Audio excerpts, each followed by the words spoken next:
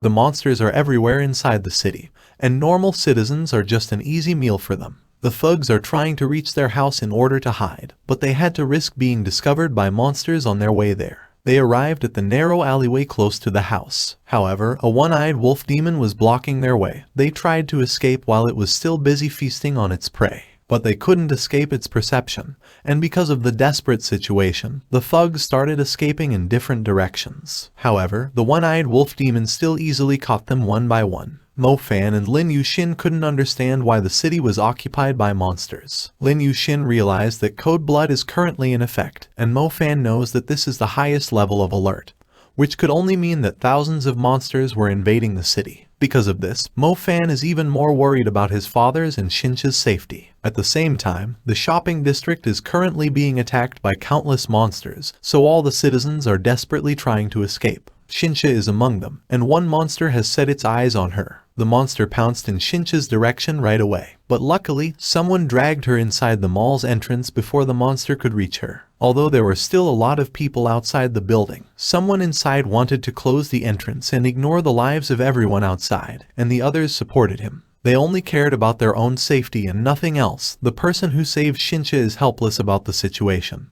and he couldn't do anything but prioritize their own safety as well. Mo Fan wanted to return to the city to save his father and Shincha, but Lin Yushin asked him a favor. She wants Mo Fan to bring the sacred spring inside the barrier. She couldn't do it herself because the Black Curia would surely focus on catching her. And as a military mage, she needs to focus on protecting the citizens instead. Mo Fan refused because he wanted to find his father and Shincha, but she reminded Mo Fan that the mages who sacrifice themselves to protect them also have their own families. But they chose to fulfill their duties because more people would be in danger if the Black Curia could obtain the sacred spring. She also reminded Mo Fan that he's a mage as well. Mo Fan finally agreed to her request, but in exchange, he asked her to save his family for him if she saw them in the city. Mo Janqing is still on his way towards the city, and he can only hope that Mo Fan is safe. However, he saw Muhi in the middle of the road with his broken car. Muhi immediately got inside Mo Janqing's car and asked him to head into the barrier. But Mo Janqing wanted to find Mo Fan in the city, so he told Muhi to either leave his car or come with him to the city. Oddly, Muhi agreed to come with him. The outpost is still under attack from countless monsters. Even though the cursed rain has stopped, their situation is not improving, and the casualties are just increasing.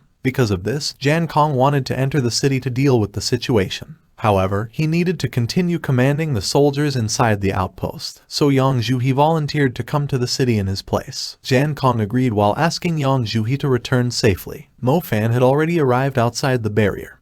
He was surprised by the massive water magic protection, but he could tell that it wouldn't hold much longer, and he could only hope that his friends were safe. The students are having a hard time fighting the Cyclops, which is the weakest of the monsters. Either they are failing to cast their magic or they are using it incorrectly. Because of this, most of the students are easy prey for the monsters, and the casualties inside the school have steadily increased. Even Zhumin, who's among the top students, couldn't easily deal with the monsters, but luckily Mubai arrived in time to save them. Zhumin wanted to save the other students, but Mubai asked her to calm down first before they proceeded to look for their classmates. They saw Zhu Kunsen running from a Cyclops while shouting Mubai's name. Mubai froze the Cyclops to death before ordering them to head to the stadium. The professor and Zhu Xiaoting are also still inside the school, trying to save more students. At the same time, Zhang and He Yu are trying to hide from the monsters. However, the Cyclops easily found and cornered them, but Zhang carried He Yu before using his wind magic to escape.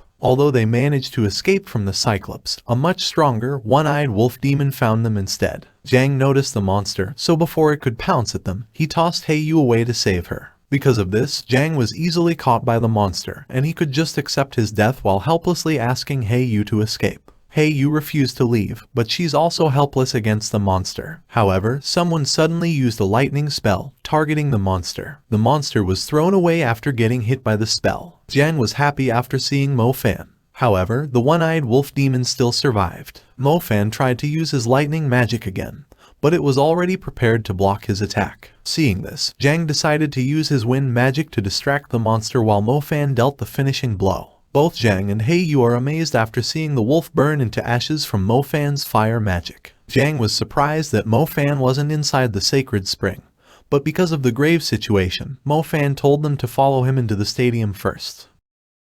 Thank you for watching. Please subscribe and look forward to the next part.